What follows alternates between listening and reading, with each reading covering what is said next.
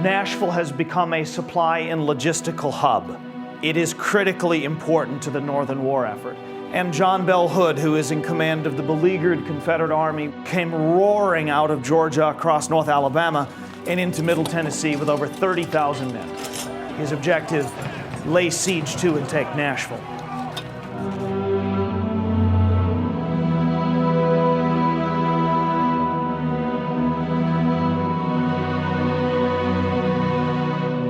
The Battle of Nashville in late 1864 was the last major battle of the Civil War and one of the Union's biggest victories.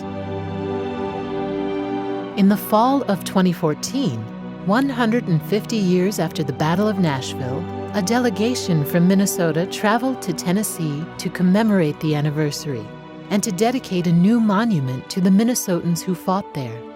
To see this commemoration, to see this monument go up on that hill, there should be more of it.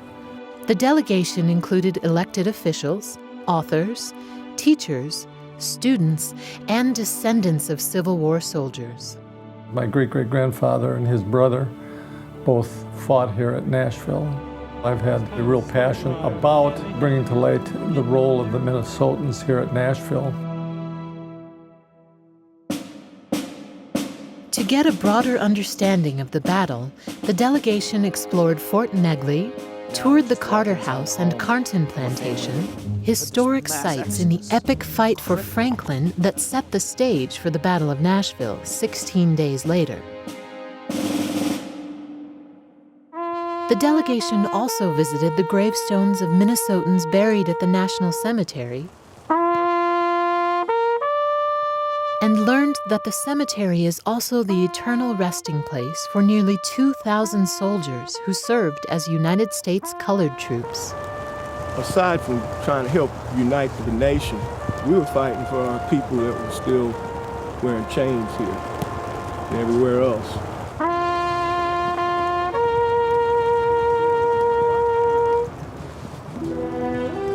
With the fall of Atlanta in September and the re-election of Lincoln in November, the Confederacy desperately needed a moral and military victory. What you have in late 1864 is the last great campaign. It is the final push by the Southern Army to achieve some sort of victory. When Sherman decides to begin what we know as his march to the sea, and Hood moves in the opposite direction, Sherman's forced to respond, and he has to quickly shuttle troops back to Middle Tennessee to help defend Nashville, which is a major supply and logistical hub. And what you see on the side of the U.S. forces is this final, absolutely crushing victory, where they just smash the Southern Army at Franklin, and then they finish them off at Nashville.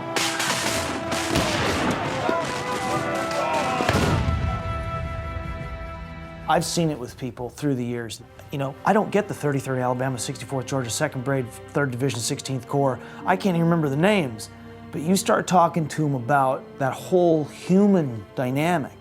They want to know what's going on in here. The 2014 delegation was led by the Civil War Task Force. Several members made the trip. I'm here mostly because my son is a member of the task force, and I can see Brandon being one of those people that will continue to keep the story alive. Sometimes I sort of felt as the lone advocate talking about Nashville. Here are 30 advocates now. I think everybody on this trip, and they'll tell others, and really bring Nashville back into the scope it deserves from a Minnesota standpoint.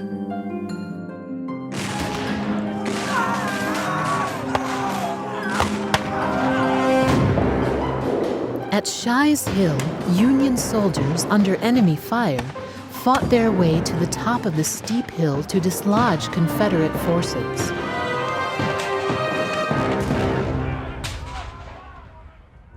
"150 years later, the Minnesota delegation climbed the hallowed hill while remembering those who gave their lives.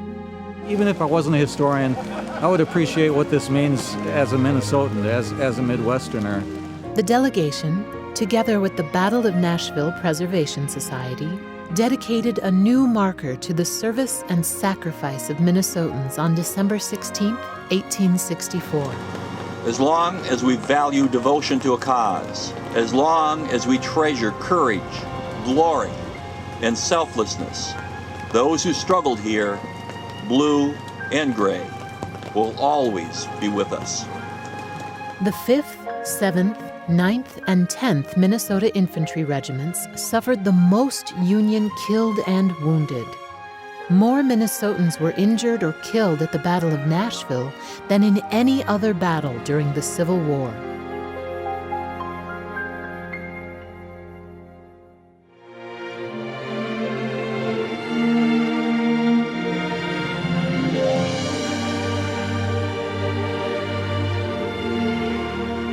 I don't think that there's any way to diminish its importance because it helps spell the final definite end to the Civil War just a few months later.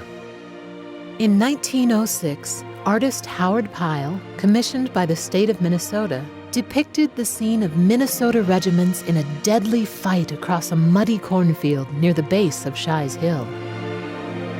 The painting was installed in the state capitol, where it remains to this day.